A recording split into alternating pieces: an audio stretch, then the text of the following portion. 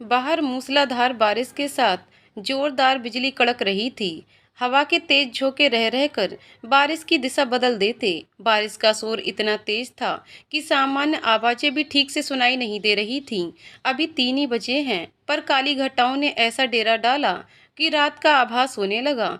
एक एक करके सभी स्टूडेंट चले जा रहे थे। सड़कों पर गाड़ियों का आवागमन लगभग बंद हो चुका था और सड़कें सुनसान हो गई थीं। सीमा के चेहरे पर परेशानी उभर कर आने लगी। एक प्रभाती था जो बिना कुछ कहे सुने सीमा से थोड़ी दूरी बनाकर बैठा था। इस बात से सीमा और भी परेशान थी और डर भी रही थी, पर इतनी तेज बारिश में बाहर भी नहीं जा पा रही थी और यहाँ भी उससे बैठा नहीं जा रहा था। इसलिए बारिश की परवाह किए बगैर वह जाने के लिए उठी और जैसे ही आगे बढ़ी, प्रभात की आवाज आई, सीमा तुम पागल मत बनो, ये बारिश रुकने वाली नहीं है और देख रही हो कितना पानी आ गया है सड़कों पर, डूब जाओगी अगर पैदल निकली तो। सीमा ने अनमनी आंखों से प्रभात को देखा तो वो बोला, प्लीज अब ऐसे मत देखो, तुम्हारे भले के लिए बोल रहा हूँ। मेरा घर पास में ही है, बाइक पर बैठो और चलो, तुम्हारा हॉस्टल यहाँ से बहुत दूर है। सीमा फिर भी उसे देखे ही जा रही थी। प्रभात, ओ माय गॉड यार, थोड़ा भरोसा करो, मेरा भी घर है, माँ पापा हैं, कोई ऐसे सड़क छाप नहीं हूँ। प्रभात और सीमा एक ही क्लास में पढ़ते हैं, दोनों ही सीए बनना चाहते हैं, पर बाकी मामलों में दोनों के बीच 36 का आंकड़ा रहता है। प्रभात जहाँ खुले दिल का मिलनसार लड़का, वहीं सीमा अपने आप में रिजर्व रहने वाली लड़की।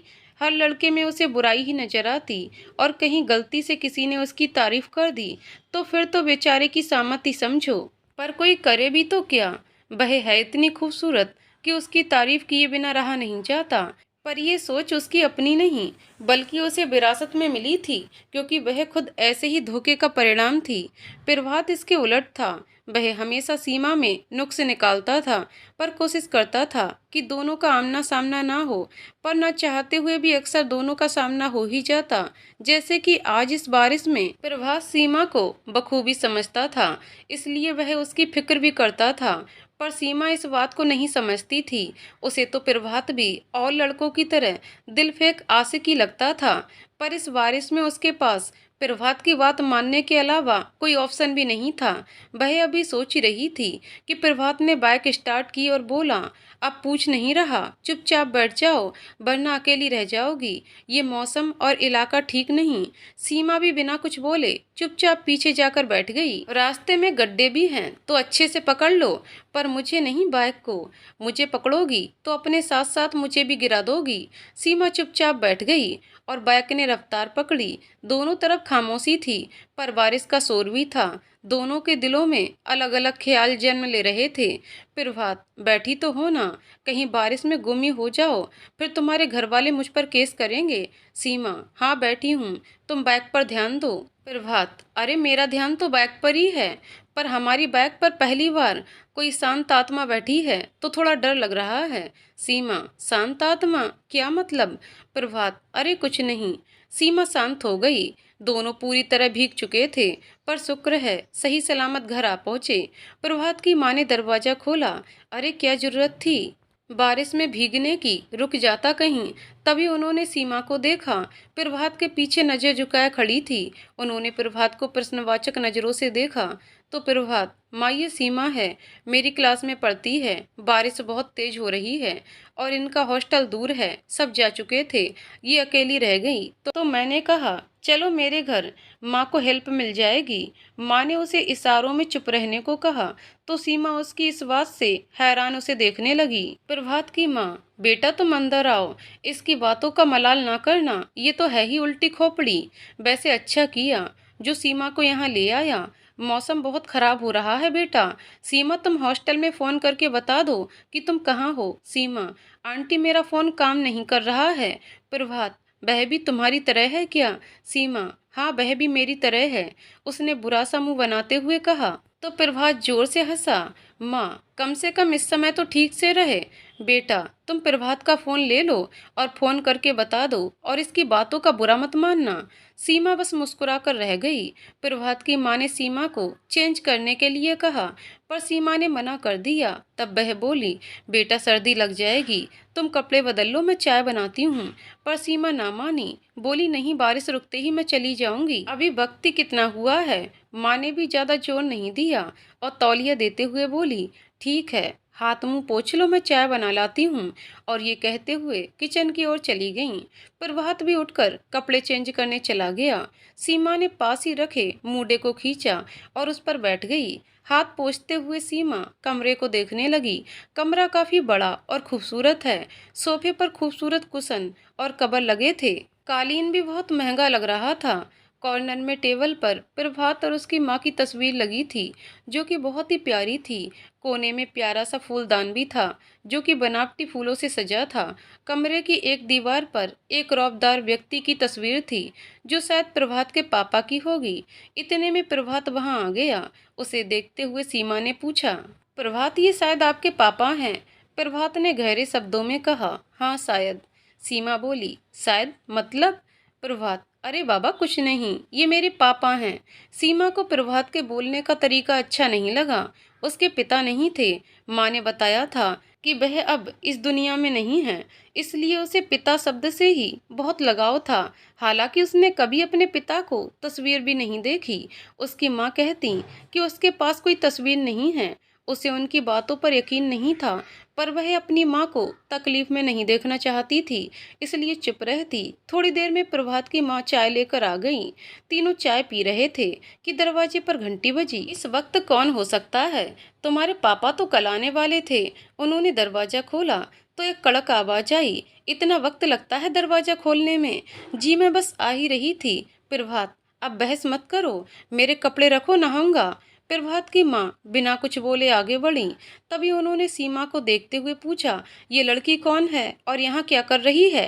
प्रभात की माँ जल्दी से बात को संभालते हुए, ये प्रभात की क्लास में पढ़ती है, इसका हॉस्टल दूर है और बारिश बहुत तेज थी तो मेरी गैर मौजूदगी में ये सब होता है, कहते हुए बेडरूम में आ गए।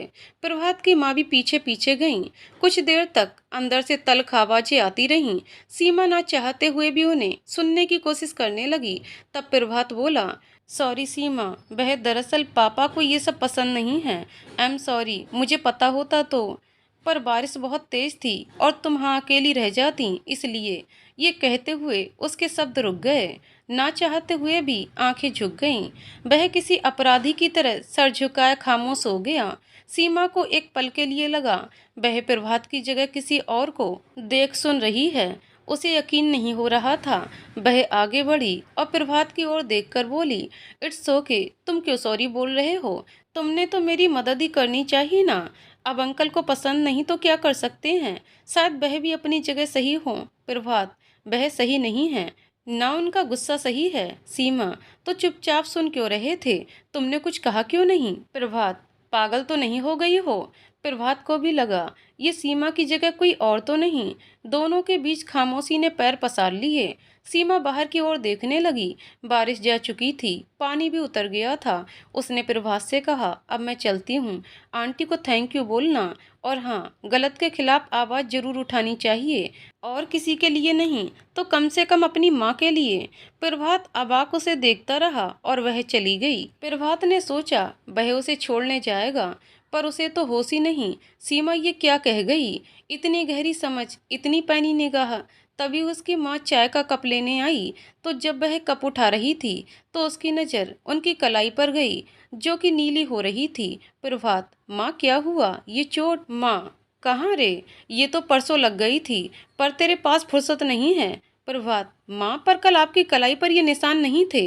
माँ, कह तो ऐसे रहा जैसे दिन भर मेरे आगे पीछे घूमता रहता है। उन्होंने नजरें फेरते हुए कहा। प्रभात, सॉरी माँ, मेरी वजह से आपको। उसके कानों में सीमा के शब्द गूंजने लगे। बारिश जा चुकी थी, सड़कों का पानी भी अब उतर गया था और सीमा भी जा चुकी थी, पर उसने जैसे प्रभात के दिल के जख्मों को कुरेद दिए थे, इसलिए उसे भी वह दर्द महसूस होने लगा। और अब माँ के हाथ में निशान देखकर उसका दर्द और बढ़ गया। सीमा तो आज ही आई थी, फिर भी उसने वह देखा जो वह आज तक देखकर भी अनदेखा करता रहा। वह किचन में गया और माँ को वापस बैठक में लाया। अरे बेटा, तू क्या कर रहा है? कुछ नहीं, आप बैठो बस। कुछ नहीं बोलोगी अभी? और दवा लाकर उनके हाथों में लगाने लगा। प्रभात की माँ की आंखें डबडबा गईं और प्रभात की आंखें भी नम हो गईं। माँ, अच्छा, अब तू जा, मैं खाना बना लेती हूँ जल्दी से। प्रभात, मैं भी आता हूँ, आपकी हेल्प कर दूंगा। रहने दे, तू आया तो बन चुका खाना, फिर अगर हेल्प करनी है तो। प्रभात माँ की बात बीच में काटते हुए, ओ माँ प्लीज, अब ये मत कहना कि शादी कर लो। माँ, अरे वाह बेटा, ये बात तो बड़ी जल्दी समझ गया, वह भी बिना कहे। प्रभात, कहना क्या, मुझे पता है आप यही कहोगी, पहले अच्छी सी जॉब फिर शादी। माँ, हाँ ठीक है, पर लड़की सीमा जैसी होनी चाहिए। प्रभात, ओ मेरी माँ, ये क्या कह रही हो? सीमा जैसी सोचना भी मत। आपको पता नहीं, एक नंबर की खड़ूस है। आपको पता नहीं, कोई उसकी ज्यादा तारीफ भी कर दे तो सीधे थप्पड़ रसीद करती है, और खूंखार इतनी कि पूछो मत। माँ, पर दिल की बहुत अच्छी है। प्रभात, क्या माँ, आपसे दो चार प्यार के बोल क्या बोल दिया? आपने तो अपने बेटे को पराया ही कर दिया। नहीं माँ, सीमा जैसी तो बिल्कुल नहीं। माँ, ओह सीमा जैसी नहीं, मतलब सीमा ही। प्रभात, ओह नो, प्लीज माँ ऐसा मत करना। माँ हंसते हुए किचन के कामों में लग गई। सीमा किसी तरह हॉस्टल पहुंची, पर उसने खाना नहीं खाया, शायद मन नहीं हुआ। वह प्रभात और उसकी माँ के विषय में सोचने लगी। उसे एहसास हुआ कि प्रभात में कुछ तो अलग है जो औरों में नहीं है, शायद कुछ कुछ उसी के जैसा है। प्रभात के बारे में सोचते सोचते सीमा को कब नींद आ गई उसे पता ही नहीं चला। अगले दिन कॉलेज में सीमा पहुंची तो उसकी गहरी आंखें किसी सीसीटीवी कैमरे की तरह प्रभात को ही खोज रही थीं। तभी उसकी नज़र की पकड़ में प्रभात आ गया। पर जुल्म ये हुआ कि बेचारा अपनी क्लास की आयशा से बात कर रहा था। अब वह क्या बात कर रहा था ये तो वह जाने। पर सीमा भड़क उठी। मैं ही गलत थी जो इस बंदर के अंदर एक अदद इंसान को ढूंढने लगी। जहां लड़की देखी नहीं शुरू हो गया। तभी उसकी सहेली पूजा ने टोका, तो तू क्यों मरी जा रही है? तुझे नहीं पता क्या जो इतना बन रही है? और तेरी राय कब से बदल गई प्रभात के लिए? सीमा, ये सब छोड़ो, कल क्यों नहीं आई? पूजा, यार बस मत पूछ, माँ ने तो मेरा बोरिया बिस्तर बांधने की तैयारी कर दी है। सीमा, मतलब? पूजा, अरे यार, मतलब कल लड़का देखने आया था और मैं उन सबको पसंद आ गई। सीमा, और तुझे? ये कहते हुए वह बीच बीच में प्रभात को भी कनखियों से देख रही थी। पूजा, अब मेरे पास मना करने का कोई सॉलिड रीजन नहीं था। क्या करती? हाँ कर दी। सीमा ने घूरती नज़रों से देखते हुए, क्या सॉलिड रीजन नहीं था? और अब्बास, वह क्या है? पूजा, अब्बास से शादी करूंगी? तेरा दिमाग तो खराब नहीं है? मेरे पापा काट कर फेंक देंगे हम दोनों को। सीमा, तो पहले क्यों नहीं सोचा ये सब? पूजा, यार तू तो सीरियस हो रही है, हम दोस्त हैं और कॉलेज में तो ऐसा चलता है। ये सब तो बस कॉलेज तक होता है, शादी के लिए नहीं। सीमा, पूजा तू तो ऐसे सोचती है, ये मैंने कभी नहीं सोचा। किसी के प्यार और जज्बात से खेलना ठीक नहीं। अब्बास पर क्या बीतेगी? तुमने उससे शादी का वादा किया था, ये क्यों भूल रही हो? पूजा, क्या सोचेगा? मैंने कहा था आओ मुझसे प्यार करो। और आजकल लोग समझदार होते हैं, सब तेरी तरह अक्ल के पीछे डंडा लेकर नहीं भागते। तू बेवजह बात का बतंगड़ बना रही है। मैं जा रही हूँ क्लास में, तू भी चल। और इतना मत सोच, अब्बास को जवाब मुझे देना है, तुझे नहीं। सीमा बुदबुदाते हुए, तुम जैसे लोगों ने ही प्यार का मजाक बनाकर रख दिया है। मैं नहीं आऊंगी, मेरा मन नहीं है। पूजा, तेरी मर्जी। और वह चली गई। सीमा ने फिर प्रभात की ओर देखा, पर अब वह अकेला था और सीमा को ही देखे जा रहा था। शायद वह उसके चेहरे पर आने वाले भावों को पढ़ने की कोशिश कर रहा था। पर सीमा को तो प्रभात में पूजा नजर आने लगी। प्रभात, क्या यार, ऐसे क्यों घूर रही हो? कल की बातों का कोई गलत मतलब मत निकालना। सीमा, मैं सब समझती हूँ तुम जैसों को। प्रभात, तुम कोई आसमान से उतरी हो जो तुमको ही देखूंगा? मैं तो तुम्हारे पीछे खड़ी आयशा को देख रहा हूँ।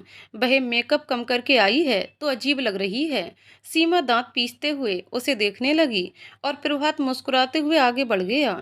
पर सच तो ये था कि वह सीमा को समझने की कोशिश करने लगा था। उसे महसूस होने लगा था कि सीमा की सूनी आंखों में जाने कितने तूफान छिपे हैं।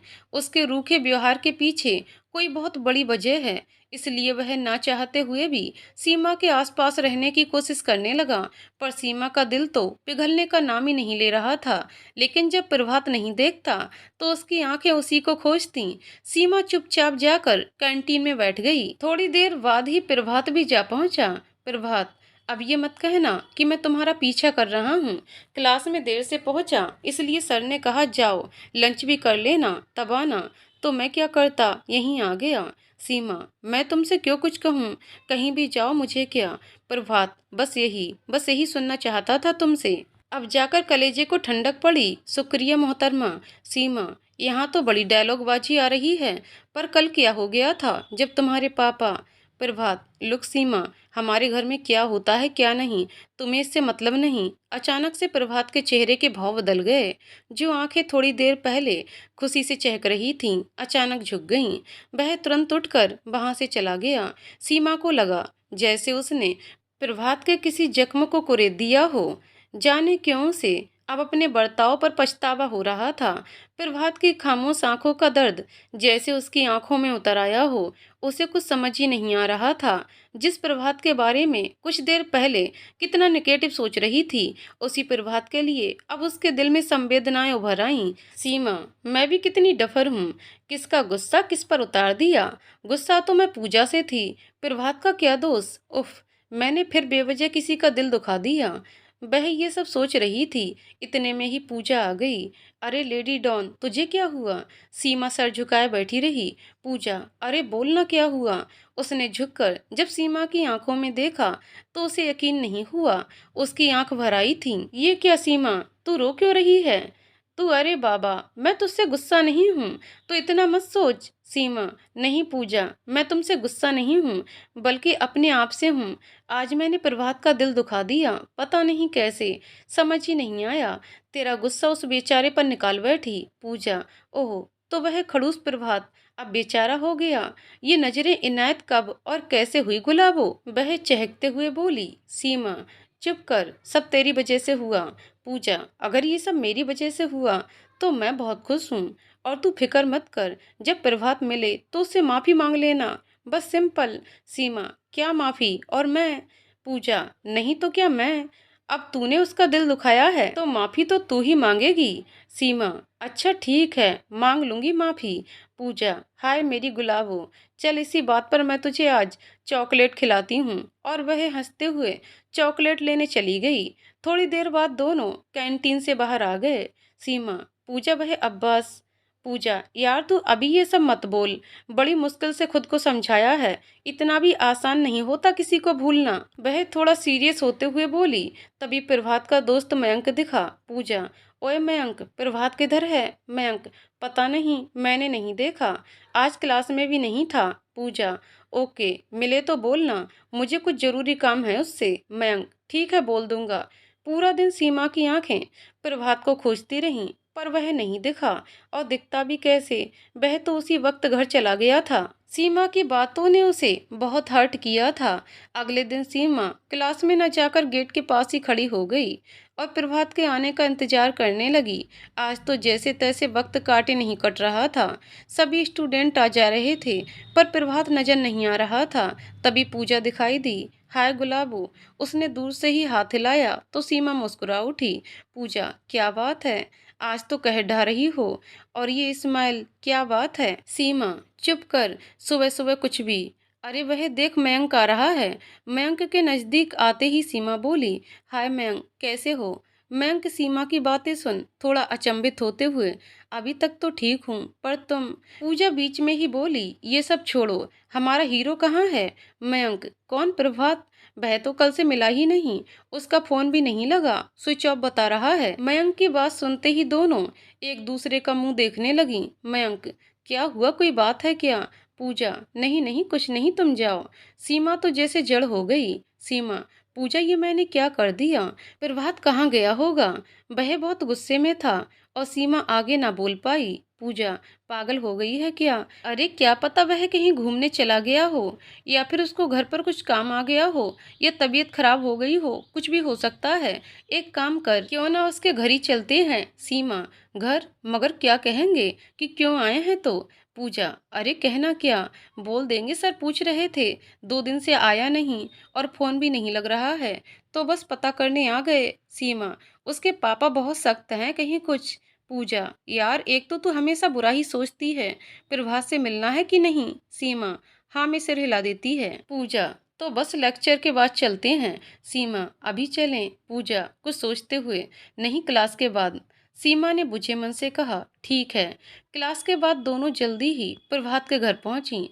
दरवाजा उसकी माँ ने खोला। अरे पूजा बेटा, आओ आओ, कैसे आना हुआ? माँ, प्रभात तो है नहीं। दोनों के बढ़ते कदमों पर जैसे ब्रेक लग गया हो। सीमा, प्रभात कहाँ है आंटी? प्रभात की माँ, बेटा कल कॉलेज से जल्दी आ गया था, फिर बोला दोस्तों के साथ घूमने जा रहा हूँ, 2 दिन बाद आ जाऊंगा। सीमा और पूजा एक दूसरे का मुंह देखने लगी। आंटी पक्का वह घूमने गया है ना? हाँ बेटा, पर तुम ऐसा क्यों पूछ रही हो? पूजा, वो आंटी प्रभात का फोन नहीं लग रहा था, पर कोई बात नहीं, शायद नेटवर्क की प्रॉब्लम है। तरह तरह की आशंकाओं से सीमा का मन परेशान हो गया। वह घबराने लगी। क्या हुआ सीमा बेटा, तुम इतनी परेशान क्यों लग रही हो? कोई बात है क्या? पूजा, नहीं नहीं आंटी, कोई बात नहीं है। सीमा, नहीं आंटी, दरअसल बात यह है कि उसने अपने और प्रभात के बीच की सारी घटना प्रभात की माँ को बताई, जिसे सुनकर प्रभात की माँ कुछ सोचने लगी। सीमा और पूजा भी उन्हें देखकर परेशान हो गई। पूजा, आंटी आप बता सकती हैं कि वह कहाँ जा सकता है? आप इतनी परेशान क्यों हो गईं? नहीं बेटा, मुझे भी नहीं बताता। और वह रोने लगी। सीमा ने उनको ढांढस बंधाते हुए कहा, आप परेशान ना हो आंटी, प्रभात जल्दी लौटेगा, ये मेरा आपसे वादा है। प्रभात के घर से निकलने के बाद सीमा और पूजा सोचने लगी कि प्रभात का पता कैसे लगाएं। उसका फोन अभी भी स्विच ऑफ आ रहा था, पर सीमा ने मन ही मन कुछ तय कर लिया था। वह प्रार्थना करने लगी कि प्रभात कोई उल्टी सीधी हरकत ना कर ले बस। अभी वह कुछ ही दूरी पहुंची थी कि उन्हें मयंक दिखाई दिया। पूजा, हाय मयंक, इधर कहाँ? प्रभात से मिलने जा रहे हो क्या? मयंक, हाँ उसी से मिलने आया हूँ, उसका फोन नहीं लग रहा है और कॉलेज भी नहीं आया, इसलिए। पर तुम दोनों यहाँ कैसे? सीमा, हम भी प्रभात से ही मिलने आए थे। प्रभात को लेकर मुझे बहुत डर लग रहा है, जाने कहाँ है, उसने अपनी माँ को भी कुछ नहीं बताया, कहीं वह कुछ बुरा। मयंक, नहीं सीमा, वह बहुत जिंदा दिल है, वह कुछ गलत नहीं करेगा, इतना तो जानता हूँ उसे। जब वह हर्ट होता है तो अकेले रहना पसंद करता है, कुछ टाइम के बाद वापस आ जाता है, किसी को पता नहीं होता कि वह कहाँ है, फिर सब नॉर्मल होते ही वह वापस आ जाता है। गया होगा कहीं। अच्छा मैं चलता हूँ। सीमा और पूजा दोनों ने एक दूसरे को देखा। सीमा, जब ये इतना सब कुछ जानता है प्रभात के बारे में, तो इसे ये भी पता होगा कि वह कहाँ है। पूजा, यार सही कहा गुलाबो, और उसे ये भी पता होगा कि प्रभात और उसकी फैमिली की क्या स्टोरी है। प्रभात को ढूंढने की यही चाबी है। दोनों ने फिर एक दूसरे को देखा। पूजा, तो फिर मैं चलाऊं अपना दिमाग का चक्कर और इस मयंक से सारे राज खुलवाऊं। सीमा, देख तू कोई उल्टी सीधी हरकत मत करना। पूजा, प्यार और जंग में सब जायज है गुलाबो, प्रभात से प्यार करती है तो इतना तो कर ही सकती है। सीमा, प्यार? वह कब हुआ? मतलब मैंने कब कहा कि मैं प्रभात से प्यार करती हूँ? पूजा, हाय मैं बारी जाऊं इस भोलेपन पर, ये प्यार नहीं तो और क्या है? कल से प्रभात नाम की माला जपे जा रही हो और साथ में मेरी भी ऐसी तैसी करवा रही हो। सीमा, ऐसा कुछ नहीं है, वह मेरी बातों से उसका दिल दुखा है इसलिए। पूजा, ज्यादा दिमाग न लगाओ, मैं क्या, कोई भी आसानी से बता सकता है कि तुम दोनों एक दूसरे को चाहने लगे हो। अब कुछ मत बोल, मुझे सोचने दे। पूजा के मोबाइल में कॉलर ट्यून बजी। तेरी आंखों के दरिये का बिखरना भी जरूरी था। पूजा ने फोन काट दिया। सीमा, किसका फोन था? पूजा, किसी का नहीं। सीमा, अब्बास का था ना? पूजा कुछ कहती तभी मोबाइल फिर से बजा। सीमा ने झट से पूजा के हाथ से फोन छीनकर रिसीव कर लिया। उधर से आवाज आई, पूजा फोन क्यों नहीं उठा रही हो? तुम्हें क्या लगता है तुम्हारे ये सब करने से मैं तुम्हें भूल जाऊंगा? सीमा चुपचाप सुनती रही। पूजा ने फोन लेने की कोशिश भी की, पर सीमा ने उसे आंख दिखाई तो पीछे हट गई। उधर से फिर आवाज आई, पूजा मैं जानता हूँ तुम ऐसा क्यों कर रही हो, और मैं ये भी जानता हूँ कि तुम शादी भले किसी से भी करो, प्यार बस मुझसे ही करोगी। इसलिए तुम भी ये जान लो कि मैं भी आखिरी सांस तक बस तुम्हें चाहूंगा। तुम्हारा फैसला बिल्कुल सही है। प्यार के नाम पर परिवार को दुख पहुंचाना ठीक नहीं। सीमा ये सब सुनकर बेचैन हो उठी। उधर से आवाज आई, कुछ कहोगी नहीं? बस एक आखिरी बार। सीमा ने फोन काट कर एक मैसेज सेंड किया, कल कैंटीन में मिलना। सीमा ने पूजा को देखा तो उसने नजरें फेर लीं। सीमा, इतना सब कुछ कर लिया और मुझे बताया भी नहीं, क्या हो गया है तुम्हें पूजा? पूजा, तू अच्छे से जानती है मेरे घर वाले ये शादी कभी नहीं होने देंगे। या तो वह खुद मर जाएंगे या अब्बास को मार देंगे, और मैं दोनों में से किसी को नहीं खो सकती। इस तरह कम से कम दोनों ही दुनिया में रहेंगे।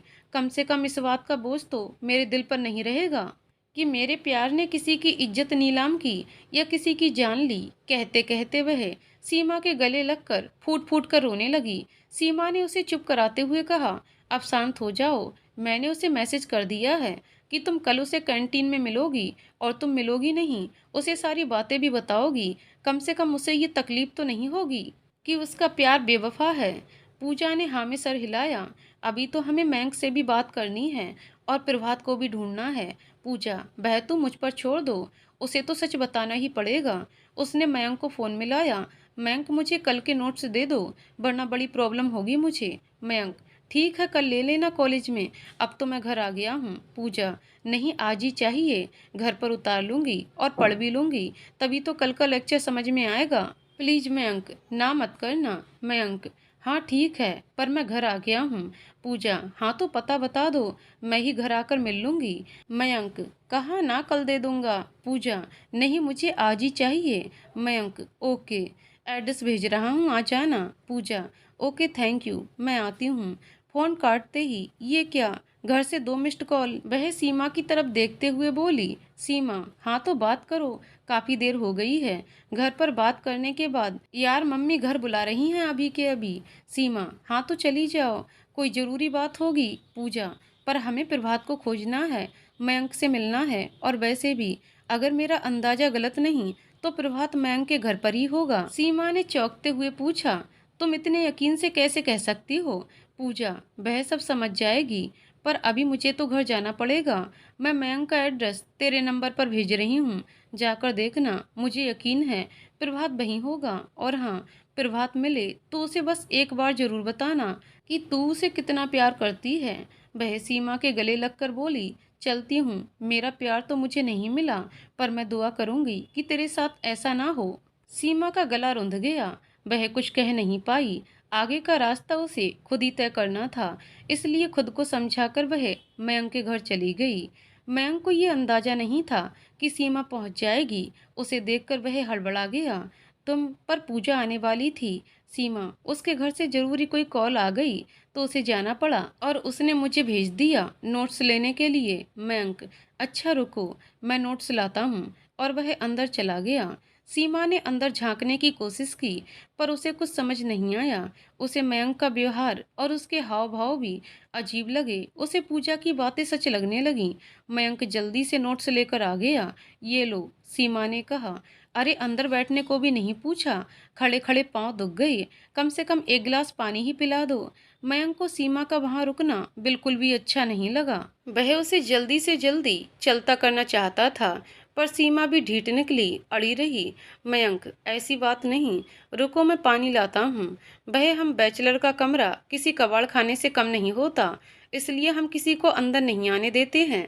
सीमा, अरे वाह, सच्ची, फिर तो मैं जरूर देखूंगी एक बैचलर का रूम। चलो हटो तुम गेट से। मयंक ने सीमा को रोकने की बहुत कोशिश की, पर सीमा उसे धकेलते हुए अंदर घुस गई। कमरे में घुसते ही सीमा ने जो देखा, उसकी आंखें दंग रह गईं और मयंक की चोरी पकड़ गई। प्रभात औंधे मुंह दीवार से सटे एक छोटे से बिस्तर पर पड़ा था। प्रभात बहुत गहरी नींद में सोया था। कमरा बहुत ही बुरी हालत में था, और वही एकमात्र बिस्तर था। उसमें तो एक छोटे से टेबल पर कोने में कुछ किताबें रखी हुई थीं। सीमा चिल्लाई, ये सब क्या है प्रभात? तुम्हारे रूम पर है, और तुमने सबसे झूठ बोला, यहाँ तक कि आंटी को भी नहीं बताया। तुम्हें पता भी है कि वह कितनी परेशान है। कैसे दोस्त हो तुम मयंक? सीमा आवेश में आ गई। सीमा, मुझे सब पता है, कौन कितना परेशान है और मैं क्या हूँ, ये समझना तुम्हारे बस की बात नहीं। तुम लड़कियों को दिल दुखाने के सिवा आता ही क्या है? बहुत मजा आता है ना ये सब करके? कभी सोचा है कि क्या हालत होती है? देखो इसको, ये प्रभात कॉलेज का हीरो है। लड़कियां इसके आगे पीछे घूमती हैं, पर ये कभी किसी को हर्ट नहीं करता। तुम्हें खुशी देना चाहता था, तुम्हारे चेहरे पर मुस्कान लाना चाहता था, पर तुमने इसके साथ क्या किया। सीमा मयंक की बातें सुनकर जड़ हो गई। इसने कल इतनी शराब पी कि उठ भी नहीं पा रहा था, घर भी नहीं जा सकता था। आंटी परेशान होती इसकी हालत देखकर। और तुम्हें तो मतलब ही क्या। मैंने जो भी किया अपने दोस्त के लिए किया है और ठीक किया है। कल तक ये बिल्कुल नॉर्मल हो जाएगा, तभी घर जाएगा। सीमा उसकी बातें चुपचाप सुन रही थी। आंखों से झरझर झरना बहने लगा।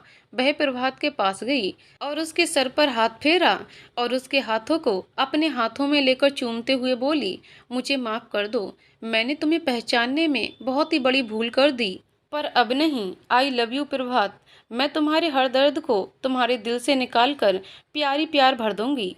तुम्हारे दिल के सूनेपन को अपनी चाहत के रंगों से भर दूंगी। आज से मैं हमेशा तुम्हारे साथ रहूंगी। प्रभात उसी तरह औंधे मुंह लेटा रहा और सीमा कहती रही। मयंक सब देखकर सुनकर हैरान था, पर खुश था। सीमा वहां से उठकर मयंक के पास आई। मयंक, मुझे तुम्हारी मदद चाहिए। प्रभात के जीवन में हम फिर से सच्ची खुशियां लाएंगे। मयंक, अगर ऐसा है तो मैं हर मदद के लिए तैयार हूँ। बोलो क्या करना है। सीमा, सबसे पहले मुझे प्रभात के अतीत के बारे में बताएं, और खासकर प्रभात के पिता और उनके प्रभात का रिश्ता कैसा है। ये सुनकर मयंक थोड़ा सोच में पड़ गया। सीमा, क्या हुआ मयंक, तुम किस सोच में पड़ गए। मयंक, कुछ नहीं, सोच रहा हूँ कि बताऊँ कि नहीं, लेकिन जब बात मेरे दोस्त की खुशियों की है तो मैं चुप नहीं रह सकता, इसलिए मैं तुम्हें जरूर बताऊंगा। बोलो मयंक, क्या है प्रभात का अतीत। क्यों उसके पापा उससे नाराज रहते हैं। क्यों प्रभात के दिल में इतना दर्द है। मुझे सब कुछ बताओ। मयंक, सीमा, प्रभात होश में होता तो शायद मुझे कभी नहीं बोलने देता, लेकिन अभी वह सो रहा है और ये बताना जरूरी भी हो गया है। लेकिन मुझे यकीन है तुम उसकी जिंदगी में फिर से खुशी ला सकती हो, इसलिए सुनो। पहले सब कुछ ऐसा नहीं था और प्रभात भी अकेला नहीं था। सीमा, बीच में टोकते हुए, अकेला नहीं था क्या मतलब। मयंक, प्रभात के पापा उसके सगे पापा नहीं हैं, सौतेले हैं, और उसकी एक सौतेली बहन भी है, प्रिया। सीमा ये सब सुनकर हक्की बक्की रह गई। फिर बोली, पर प्रिया का जिक्र तो कभी नहीं किया प्रभात ने, न ही वह मुझे घर में मिली। और अगर ये प्रभात के सौतेले पिता हैं तो उसके सगे पिता कौन हैं, कहाँ हैं वह। मयंक, प्रभात के सगे पापा आलोक अंकल और संजीव अंकल प्रभात के सौतेले पापा बहुत अच्छे दोस्त थे। संजीव अंकल की बेटी भी है प्रिया। उसकी माँ की मौत उसके जन्म के समय ही हो गई थी। संजीव अंकल ने ही उसे पाला था। वह उससे बहुत प्यार करते थे। एक तरह से उनकी जान बसती थी प्रिया में। और मैं प्रभात का पड़ोसी था। मैं, प्रिया और प्रभात, हम तीनों बहुत अच्छे दोस्त थे और साथ साथ खेलते थे। एक दूसरे के घर भी आना जाना रहता था। सीमा, तब तो तुम प्रभात के बचपन के दोस्त हुए ना। मयंक, हाँ, बचपन का दोस्त ही नहीं, वह मेरे लिए मेरे भाई से बढ़कर भी है। सीमा, फिर क्या हुआ। मयंक, जब प्रभात शायद 10 से 11 साल का रहा होगा, तब एक रोड एक्सीडेंट में उसके पापा की डेथ हो गई। अचानक हुए इस हादसे से प्रभात और उसकी माँ मुश्किल में पड़ गए। पैसों की तंगी आ गई। प्रभात की माँ को कुछ नहीं पता था कि उसके पापा ने इंश्योरेंस भी करवा रखा था। ऐसे में संजीव अंकल ने उनकी बहुत मदद की, उन्हें इंश्योरेंस के सारे पैसे दिलवाए और प्रभात की माँ की नौकरी भी उसी कंपनी में लगवा दी। आंटी प्रभात के साथ प्रिया का भी ध्यान रखती। प्रिया भी प्रभात और आंटी से बहुत घुल मिल गई थी। एक दिन प्रिया बहुत बीमार हो गई। संजीव अंकल उस समय घर पर नहीं थे, तब आंटी ने ही प्रिया को संभाला, उसे डॉक्टर के पास ले गई और उसकी देखभाल की। इस घटना के बाद संजीव अंकल ने आंटी से कहा कि अगर वह दोनों शादी कर लें तो दोनों बच्चों के जीवन की कमी पूरी हो जाएगी। सीमा, फिर क्या हुआ मयंक। मयंक, काफी सोचने के बाद आंटी ने उनसे शादी के लिए हाँ कर दी और इस तरह दोनों की शादी हो गई। प्रभात को पिता मिल गए और प्रिया को माँ। प्रभात ने संजीव अंकल को अपना पिता मान लिया। दोनों परिवार अब एक साथ एक ही घर में रहने लगे। सब ठीक चल रहा था, पर एक दिन अंकल आंटी दोनों ऑफिस में थे और प्रिया फिर बीमार पड़ी। तब अंकल ने कहा कि आंटी जॉब छोड़कर दोनों बच्चों को देखभाल करें। आंटी ऐसा नहीं करना चाहती थीं, लेकिन वह जानती थीं कि संजीव अंकल प्रिया को लेकर बहुत पॉजिटिव हैं। वह खुद दोनों बच्चों और आंटी का बहुत ख्याल रखते थे, इसलिए बहुत सोच विचार के बाद आंटी ने जॉब छोड़ने का फैसला कर लिया। तभी सीमा ने देखा कि प्रभात ने करवट बदली। मयंक एकदम चुप हो गया। सीमा भी थोड़ा घबराई कि प्रभात उठ गया तो ये बात अधूरी रह जाएगी, लेकिन प्रभात करवट बदलकर सोता रहा। सीमा, उसके बाद क्या हुआ? मयंक, हाँ बताता हूँ। जॉब छोड़ने के बाद आंटी घर और दोनों बच्चे संभालती और संजीव अंकल इन तीनों को, कुल मिलाकर दोनों अपना अतीत भूलकर आगे बढ़ रहे थे। प्रभात प्रिया का बहुत ख्याल रखता, वह उसे बहुत प्यार करता था। प्रिया भी उसे भैया कहती। एक दिन अंकल के ऑफिस से आने के बाद प्रभात इनाम में मिला अपना पेन अंकल आंटी को दिखा रहा था, तो प्रिया ने उसके हाथ से वह पेन छीन लिया और भागते हुए बोली, इसे लेना है तो मुझे पकड़कर दिखाओ भैया। और ये कहते हुए प्रिया नीचे की तरफ भागी और प्रभात उसके पीछे, लेकिन प्रिया के एकदम कदम लड़खड़ा गए और वह सीढ़ियों से नीचे जा गिरी। प्रभात के मुंह से चीख निकली, अंकल के कानों तक पहुंची। वे सब नीचे की ओर भागे, पर तब तक सीढ़ियों की कोरों से टकराने की वजह से प्रिया के सर पर बहुत गहरी चोट लग गई थी और वह बेहोश हो गई। तब तक सब वहां पहुंच गए। प्रिया को तुरंत हॉस्पिटल ले गए। उसकी जान तो बच गई, लेकिन सर पर चोट लगने से वह कोमा में चली गई और इसी के साथ चली गई प्रभात के जीवन की हर खुशी। संजीव अंकल प्रिया के साथ हुए इस हादसे को पचा नहीं पाए। उन्हें लगा कि प्रिया की इस हालत के जिम्मेदार प्रभात ही है। वह न उसकी जिंदगी में आता और न ये सब होता। इसलिए उस दिन से लेकर आज तक वो प्रभात और उसकी माँ से बस नफरत करते हैं। वह कई बार छोटी छोटी बातों पर आंटी से उलझ जाते हैं। आंटी भी पता नहीं क्यों कभी कुछ नहीं कहती, शायद प्रभात की वजह से चुप रह जाती हैं। और उधर प्रभात ये सोचकर चुप रह जाता है क्योंकि वह खुद को प्रिया का गुनहगार समझता है। सीमा, पर यह तो एक हादसा था, इसमें प्रभात या उसकी माँ की कहाँ से गलती हो गई? अंकल उसके साथ गलत कर रहे हैं। मयंक, जैसा तुम सोचती हो संजीव अंकल अब वैसे नहीं हैं। इतने सालों में आज तक कोई उन्हें समझा नहीं पाया। सीमा, अच्छा प्रिया कहाँ है? वह तो मुझे उस दिन उस कमरे में नहीं दिखी। मयंक, अंकल उसके साथ अलग घर में रहते हैं। अंकल यहाँ कभी कभी आते हैं, खर्चे के पैसे देने या कोई काम हो तो। उस दिन के बाद से अंकल ने प्रिया से प्रभात और आंटी को मिलने नहीं दिया। प्रभात रोता रहता, वह प्रिया को देखना चाहता था, पर अंकल ने कभी उसकी नहीं सुनी। तब से आज तक ये गिल्ट वह अपने सीने में लिए फिरता है कि उसकी गलती की वजह से उसकी बहन का ये हाल हुआ और उसकी वजह से उसकी माँ को ये सब सहना पड़ा। सीमा, अगर क्या तुम रो रही हो? सीमा सर झुकाए बैठी रही। उसकी आंखों से आंसू बह रहे थे। उसे अंदाजा हो रहा था कि प्रभात किस घुटन और दर्द से गुजर रहा था। उसने एक बार प्रभात को देखा, वह अभी भी सो रहा था। मयंक, सीमा, अगर प्रभात के दिल से ये गिल्ट खत्म हो जाए कि जो हुआ उसमें उसका कोई दोष नहीं, ये एक महज हादसा था, तो सब ठीक हो जाए। मगर ये सब मुमकिन नहीं। मैंने उसे बहुत समझाया। सीमा, मुमकिन है। अगर प्रिया ठीक हो जाए तो सब मुमकिन है। अंकल का गुस्सा खत्म हो जाएगा और प्रभात फिर से अपने परिवार के साथ रहेगा। मयंक, सीमा, ये सब कुछ इतना आसान नहीं जितना तुम सोच रही हो। अंकल ने आज तक प्रिया से प्रभात या आंटी को मिलने नहीं दिया, मुझे भी नहीं।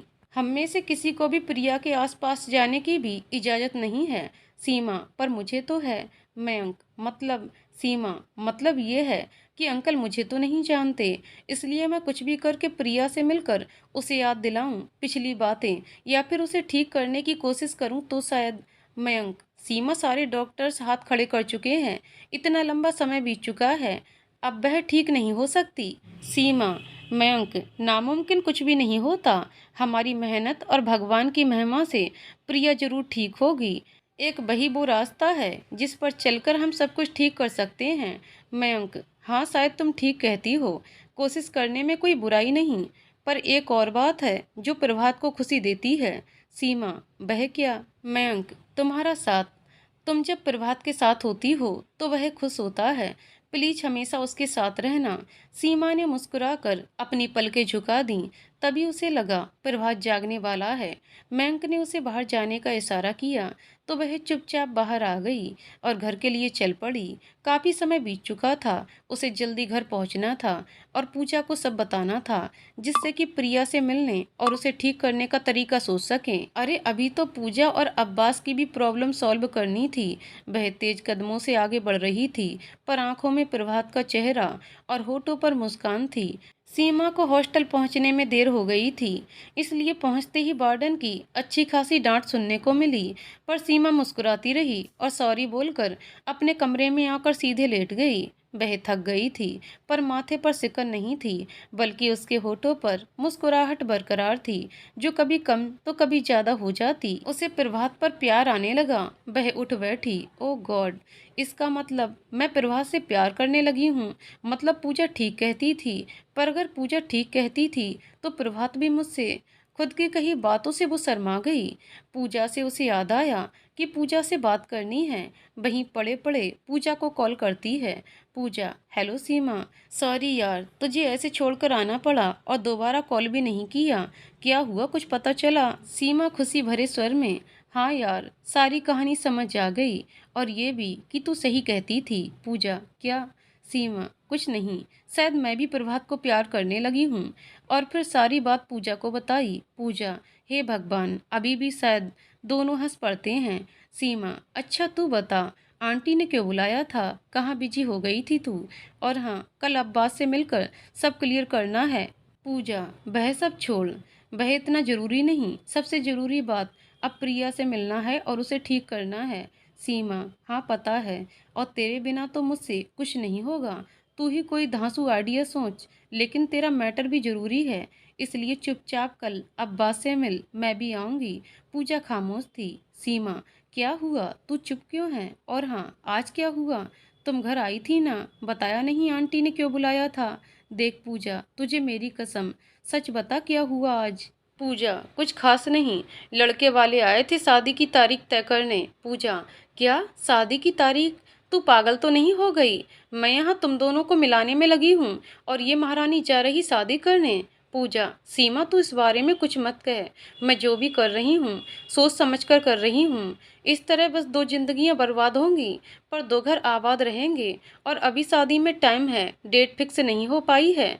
और तू चिंता मत कर, तुझे प्रभास से मिलवाए बगैर कहीं नहीं जाऊंगी। सीमा, और मैं भी। पूजा, मतलब? सीमा, मतलब कुछ नहीं। अच्छा सुन, मैं मयंक से प्रिया का पता ले आई हूँ। तू कल मिल मुझे, और हाँ, रात भर में कोई धांसू आइडिया सोच ले।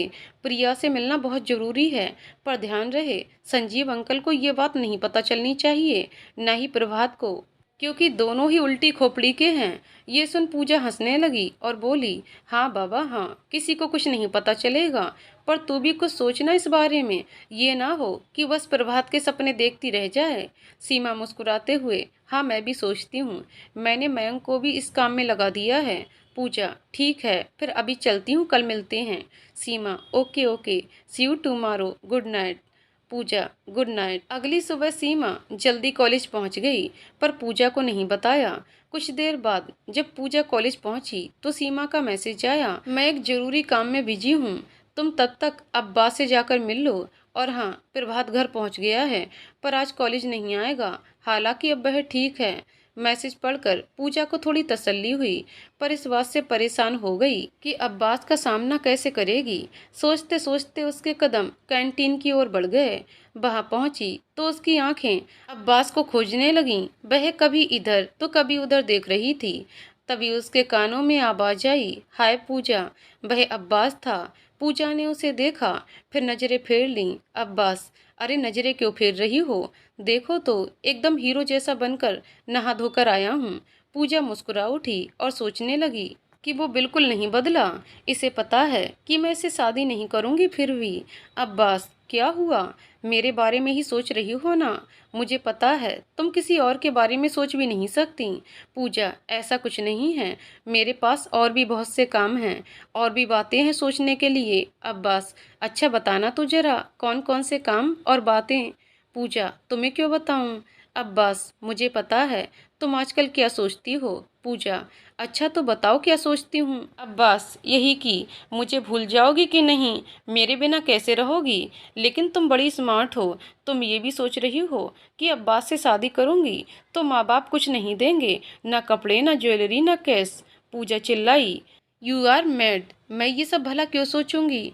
आसपास के लोग उसे देखने लगे, तब उसे एहसास हुआ कि वह कितनी जोर से चिल्लाई थी। अब्बास, बस पूजा, चिल्लाने से सच बदल नहीं जाता। तुम्हें ये सब नाटक करने की जरूरत नहीं थी। मुझे पता है कि तुम जो भी कर रही हो क्यों कर रही हो, और यकीन मानो मुझे खुशी है और फक्र भी। तुमने सही कहा, हमारे प्यार की वजह से कोई दुखी हो ये ठीक नहीं। हम इतने मतलबी नहीं हो सकते। हमें इतनी समझ तो है, हम खुद को संभाल लेंगे, पर परिवार वालों को दुख और जिल्लत नहीं देंगे। पूजा सर नीचे करके रोने लगी। पूजा, मुझे माफ़ कर दो अब्बास। अब्बास, माफ़ी तब मांगते हैं जब गलती करते हैं, और तुमने कोई गलती नहीं की, बल्कि अपने बेटी होने का फर्ज निभाया है। मैं तुम्हारे हर फैसले में तुम्हारे साथ हूँ। और हाँ, अभी अपनी ऊटपटांग हरकतें मत करना मुझे परेशान करने के लिए। जब तक मेरी नज़रों के सामने हो शराफत से रहना। अब्बास ने आंखों में आंसू भरकर जब ये बात कही तो पूजा मुस्कुरा उठी। अब्बास ने कहा, हमारे पास जितना भी समय बचा है हम उसे खुशी खुशी बिताएंगे, ताकि जब हम बिछड़ें तो इन खूबसूरत यादों के सहारे अपनी ज़िंदगी गुजार सकें। ये सब सुनकर पूजा, थैंक यू अब्बास। मुझे खुशी है कि मैंने तुम्हें चुना। मैं तुम्हें भूलने की कोशिश नहीं करूंगी, बल्कि तुम्हारी यादों की महक के सहारे हमेशा तुम्हें अपने पास महसूस करूंगी। अब्बास, मैं भी तुम्हें कभी भूलने की कोशिश नहीं करूंगा, और ना ही तुम्हें याद करके रोता रहूंगा। हम अब्बास का मोबाइल बजा। सीमा, हेलो अब्बास मियाँ, आपने तो कहा था बस 5 मिनट के लिए आ जाए, तो और यहाँ तो कितना टाइम हो गया, कुछ खबर है? अब्बास, अजी इश्क में वक्त की खबर कहाँ होती है, और जब सामने सनम बैठा हो तो। सीमा, ओहो, बड़े शायराना मिजाज हो गए हैं। लगता है बात बन गई, मेरी दी पेन काम कर गई लगता है। अब्बास, हाँ वाकई आपकी दी पेन का जादू चल गया। सीमा, तो फिर उसे संभाल कर रखो और मुझे वापस कर देना। अब्बास, हाँ कहाँ हो आप, हम अभी आते हैं। सीमा, ओके, तो लाइब्रेरी में आ जाओ, मयंक भी वहीं है।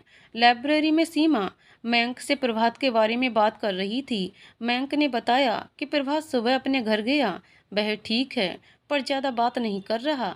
सीमा, सब मेरी गलती है, पता नहीं कैसे मैं प्रभात को नहीं समझ पाई तभी। क्यों, तू कोई बाबा जी है क्या जो सबके मन की बात समझ जाएगी? कहते हुए पूजा अब्बास के साथ आ गई। मयंक, धीरे धीरे बोलो वरना बाहर जाना पड़ेगा। पूजा, ओके ओके, बोलो क्या डिसाइड हुआ? मयंक ने सबको एक एक कागज दिया जिस पर कुछ लिखा हुआ था। सबने पढ़ना शुरू किया तो सबके चेहरे खिल गए। अब्बास, वाह यार, क्या आइडिया आया है। सीमा और पूजा भी खुशफुसाते हुए कहा, बहुत कमाल का आइडिया है। मयंक, हाँ तो चलो, और क्लास के बाद सब अपने अपने काम में लग जाओ। इन सब में स्टडी का भी ख्याल रखना, और जिसको जो पता चले या कोई प्रोग्रेस हो तो सबसे शेयर करना। सीमा, ये सब तो ठीक है, पर पहले तुम प्रभात को कॉलेज तो लाओ। बाकी तीनों सीमा को देखकर मुस्कुराने लगे।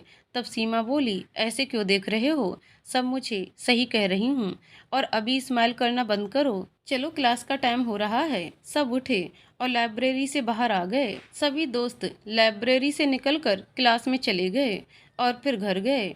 पर मयंक सीधा प्रभात के घर गया। वहां पहुंचकर उसने देखा कि प्रभात खिड़की पर खड़ा चुपचाप बाहर की ओर देख रहा था। प्रभात की माँ वहीं बैठी थी। मयंक ने उनसे इशारों में पूछा कि वह अब कैसा है, तो उन्होंने ना में सिर हिला दिया।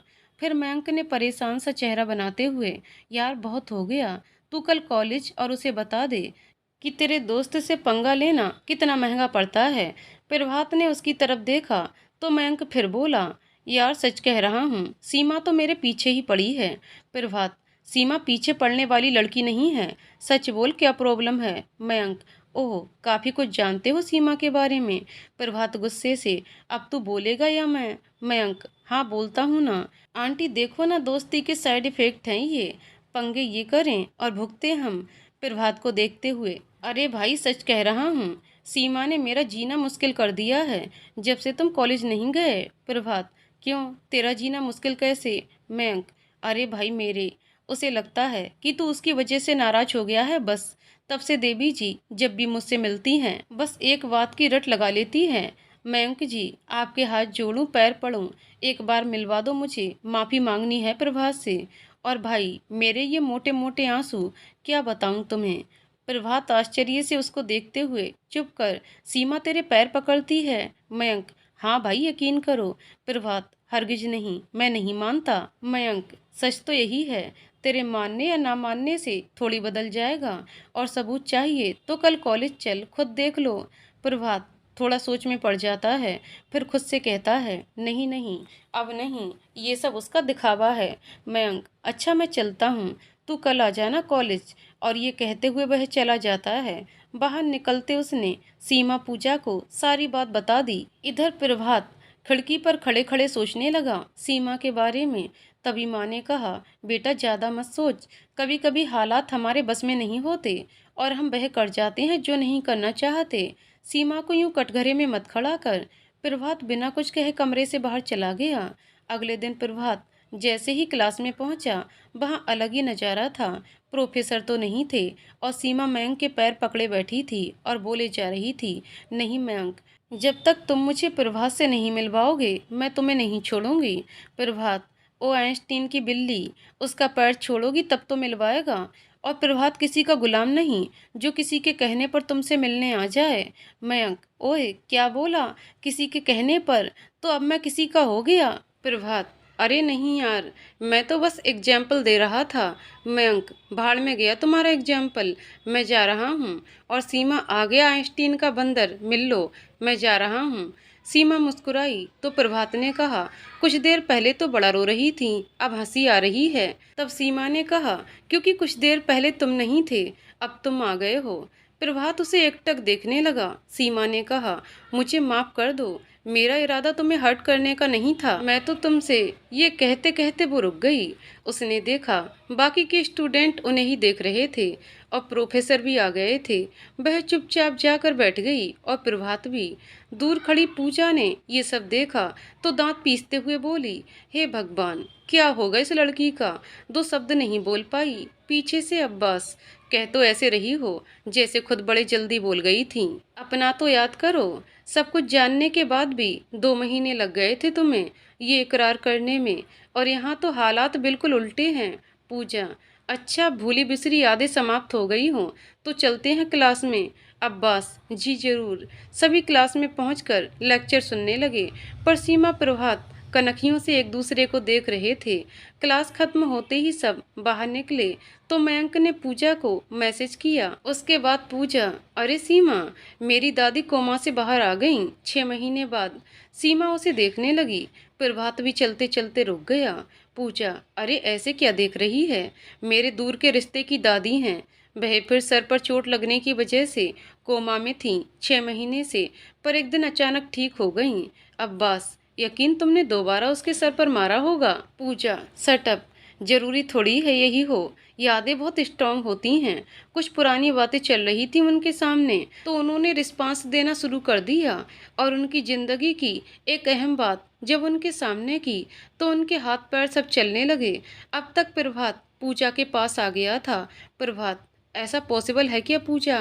पूजा, हाँ क्यों नहीं, अरे मेरी दादी इसका एग्जाम्पल है ना। प्रभात, क्या कोई भी ठीक हो सकता है? पूजा, हाँ कोई भी, कितना भी पुराना केस क्यों ना हो, ठीक होने के चांसेस रहते ही हैं। पर तुम क्यों पूछ रहे हो? प्रभात, कुछ नहीं, बस ऐसे ही। पूजा, सीमा, मयंक और अब्बास चारों ने एक दूसरे को देखा पर कुछ कहा नहीं। सीमा प्रभात के साथ साथ चलने लगी, पर प्रभात कहीं और खोया था। सीमा समझ गई थी कि उनका प्लान काम कर गया है। उन्होंने प्रभात के मन में उम्मीद का बीज बो दिया है। थोड़ी देर में दूसरी क्लास भी थी, सब क्लास में आ गए, पर प्रभात घर आ गया। प्रभात की माँ, आज बड़ी जल्दी आ गया। प्रभात, हाँ भैया, आज ज़्यादा पढ़ाई नहीं हो रही थी। अच्छा माँ, तुम्हें ये नहीं लगा कभी कि प्रिया ठीक हो सकती है? माँ ने अचंभे से उसे देखा। क्या हुआ आज अचानक से ये बातें क्यों? प्रभात, नहीं बताओ ना माँ। माँ, हाँ बेटा, क्यों नहीं, मैंने भी सुना है कि लोग सालों बाद ठीक हुए हैं, पर सबके साथ ऐसा हो ये जरूरी नहीं। फिर तुम्हारे पापा ने उस दिन से आज तक हमें प्रिया से मिलने भी नहीं दिया। कितनी प्यारी बच्ची है। प्रभात को प्रिया के संग बिताया वक्त याद आ गया। उसकी आंखों से आंसू बहने लगे। तब माँ ने कहा, चिंता मत कर, क्या पता हमारी प्रिया भी एकदम ठीक हो जाए। दोनों बातें कर ही रहे थे कि सीमा कमरे में दाखिल हुई। आपने बिल्कुल सही कहा आंटी जी। प्रभात, क्या सही कहा? तुम्हें क्या पता प्रिया के बारे में? और तुम यहाँ क्या कर रही हो? सीमा, अरे बाबा, जो आंटी ने कहा वही मैं कह रही हूँ।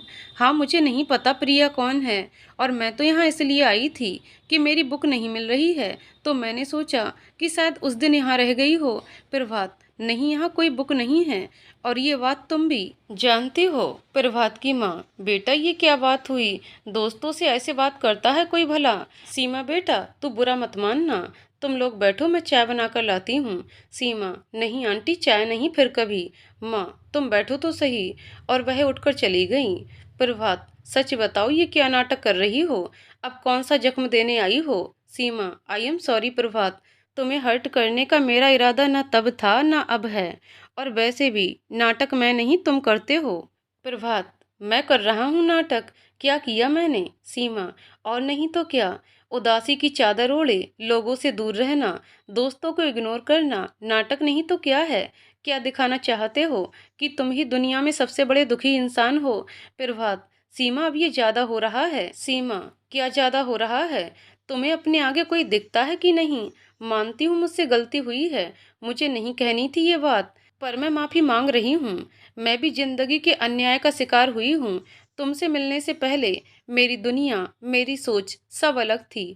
मुझे लगता था कि हर लड़का गलत है। तुम्हारे लिए भी मैं यही सोच रखती थी, पर तुमने मेरी सोच बदली, तुम मुझे अच्छे लगने लगे। मैंने माना कि सब एक जैसे नहीं होते। प्रभात ने शब्द सीमा को सुनता रहा। पहली बार वह इस कदर खुलकर बोल रही थी।